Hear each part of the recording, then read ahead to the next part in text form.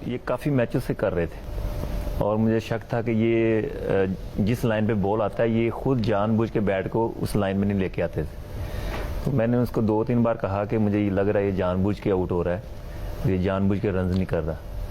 तो उसने इग्नोर किया, उसने कहा नहीं ऐसे ही तुम्हारा वहम है। मैंने कहा चलो ठीक है, वो कैप्टन थे, मेरा फर्ज था बताना। ये सीरीज हुई थी कोलंबो में एक T20 world cup West Indies में हम खेल रहे थे, न्यूजीलैंड के साथ हमारा मैच था। तो ये मेरे साथ खेल रहा था, तो मैंने इससे कहा कि अब मेरे तुम पार्टनर बन चुके हो, हमारी पार्टनरशिप बन गई है, तो मैं चार्ज करता हूँ, हिटिंग करता हूँ। तो इसने मुझे मना कर दिया।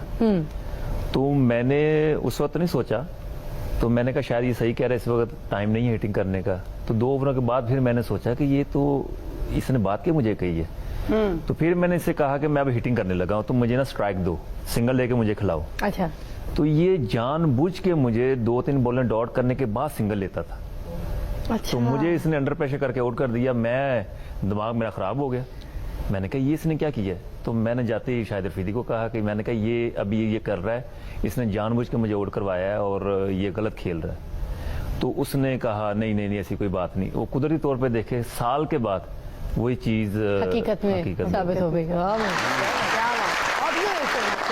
तो ये कहानी खुली कैसे आगे? हमारा दोस्त है आसिम, यूके में उसकी मोबाइलों की शॉप है। तो वो जो मजहर मजीद था वो उसका मोबाइल ख़राब हो गया, उसका डिस्प्ले नहीं चल रहा था। तो वो उसके पास गया, तो वो टेक्निकल कोई फॉल्ट होगा, उसने कहा कि 2 दिन बाद ले लेना।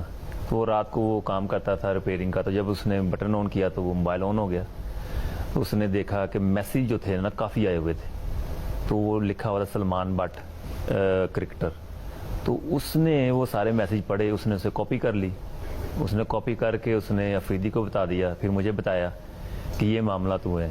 तो उस वजह से फिर वो पकड़े गए। अच्छा, हमने ये सुना है कि जब उनको ये कंफर्म हो गया था शाहिद आफरीदी साहब को, तो उन्होंने किसी प्लेयर को बुला के कमरे में उससे ये बात कबूल भी करवाई थी। हाँ, जब पता चला तो हम इंग्लैंड के टूर पे थे, होम सीरीज थी उनके साथ इंग्लैंड के।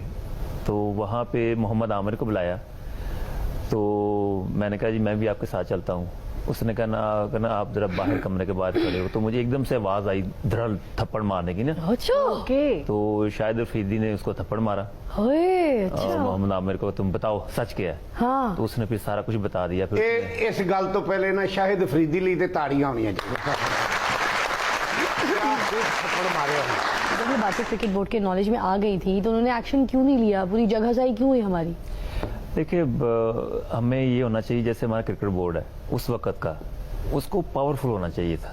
इन्होंने एफिशिएंसी के तौर पर आईसीसी के साथ रब्ता किया। हालांकि उस वक्त अगर ना करते, ये प्लेयरों को बुला के, इनके पास प्रूफ भी था, उनको बैठा के खुद बैन 1-2 साल का कर देते, तो इस तरह पूरे वर्ल्ड में पाकिस्तान की बदनामी ना होती। जैसे अब आपने देखा ऑस्ट्रेलिया में भी ऐसा हुआ है, इंडिया में भी ऐसा हुआ है। तो उन्होंने अपने प्लेयरों को 6-6 महीने का 7 साल का बैन कर दिया, तो ये मामला खत्म हो गए।